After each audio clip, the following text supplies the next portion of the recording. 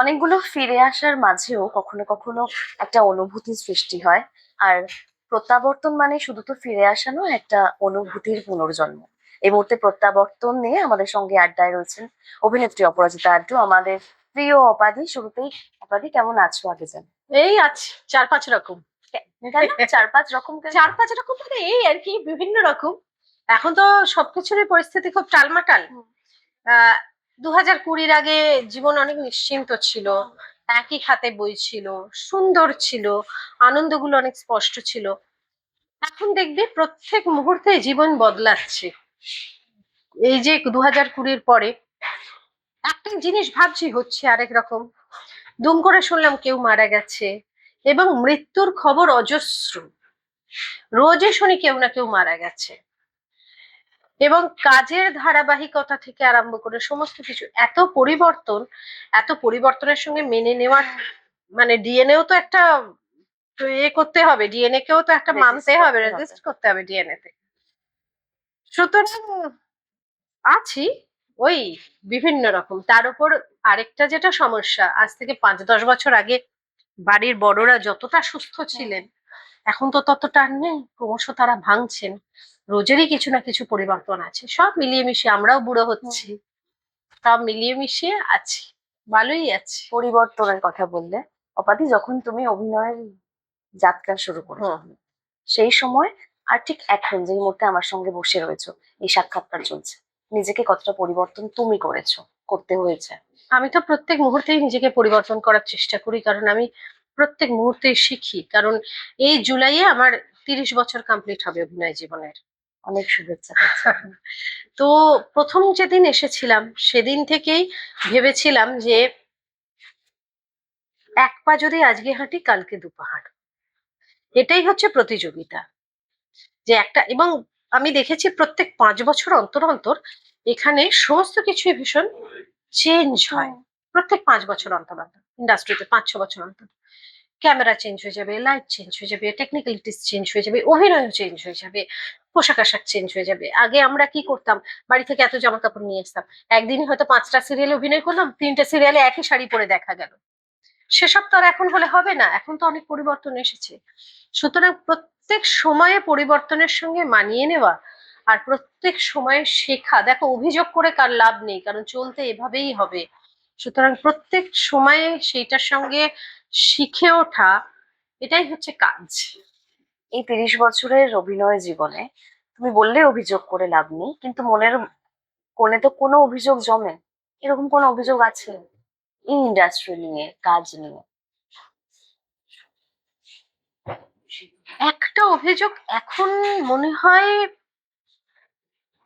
করে কোনো লাভ নেই, কিন্তু তবুও করা যায় আর কি। মানে করে কোনো লাভ নেই, কারণ তার কোনো ফসল ফলবে না।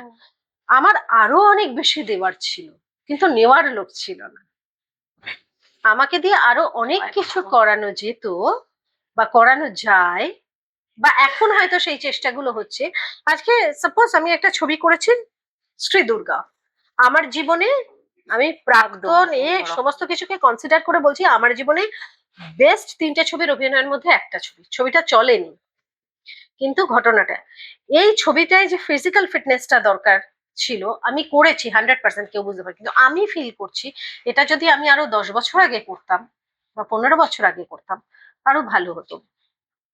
যে সময় আমাকে দিয়ে অনেক ভালো ভালো কাজ করানো যেত, এখন আমি অনেক ভালো ভালো কাজ করি। কিন্তু একটা সময় ছিল যে সময় কিন্তু আমাকে দিয়ে অনেক ভালো ভালো কাজ করানো যেত, সেই সময়টা মানুষ ব্যবহার করে।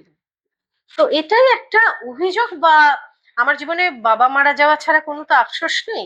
এটা একটা ওই কণা মাত্র আফসোস আর কি। তোমার নিজের কখনো মনে হয়নি যে টাইপ কাস্ট একই রকম একই রকম? তুমি কখনো নিজে কখনো বলেছিলে অপাদি এই যে না, অ্যাকচুয়ালি টাইপ কাস্টটা আমি একটা জিনিস ভেবেছিলাম, যে আমি যখন অভিনয় করতে আসি তখনও কিন্তু খুব কম্পিটিশন ছিল। হুম।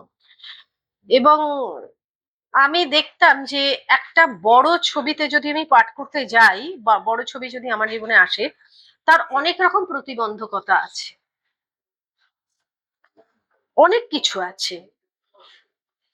মানে প্রডিউসারের এক ধরনের বক্তব্য, ডিরেক্টরের এক ধরনের বক্তব্য, যে হিরো হবে তার নিজস্ব চয়েস, করতে হয়েছে হ্যাঁ এগুলো। তার নিজস্ব চয়েস আছে।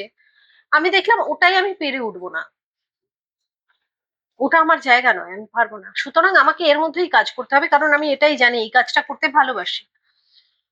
সুতরাং এক ধরনের চরিত্র আমাকে যদি 10টা দেওয়া হয়, আমি 10 রকম করার ক্ষমতা রাখি, আর সেটাই শান দিতে দিতে এখন 100 রকম করার ক্ষমতা রাখি।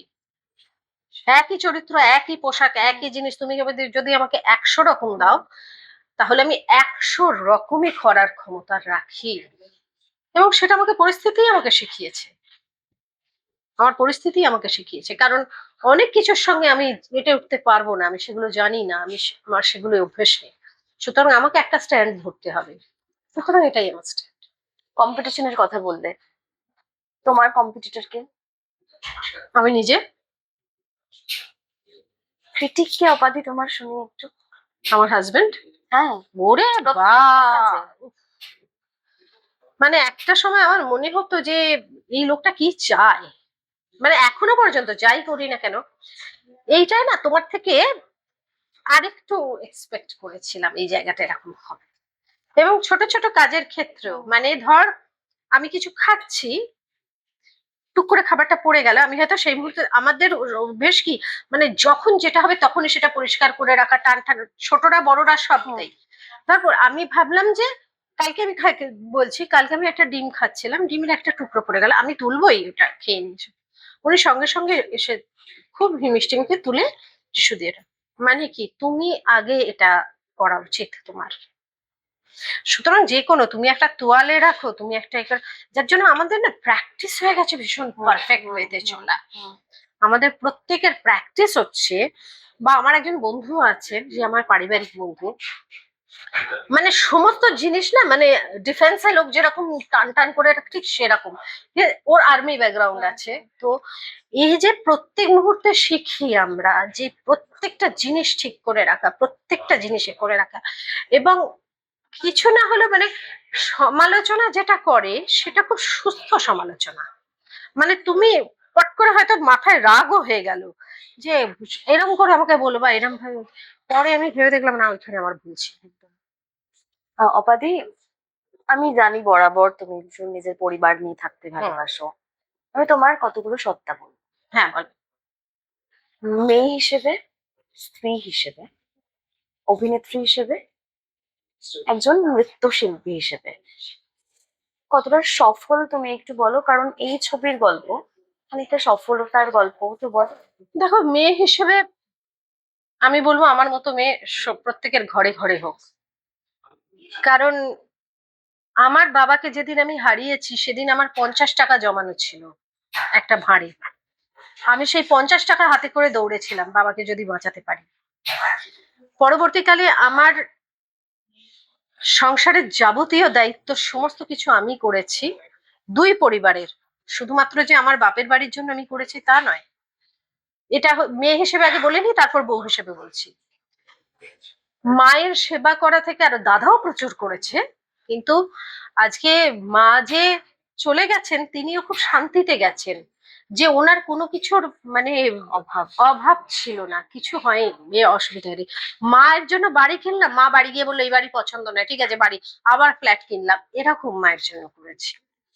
সুতরাং আমি চাইবো আমার মতো মেয়ে ঘরে ঘরে হোক, যারা বাবা মায়ের কষ্টটা বোঝে। এবং দাদার বিয়ে দিয়েছি, সব থেকে বড় যেটা দরকার ছিল, যে দাদার বিয়ে দিয়েছি, এবং সেই মেয়ের সঙ্গে দিয়েছি যাকে মা পছন্দ করে গেছে।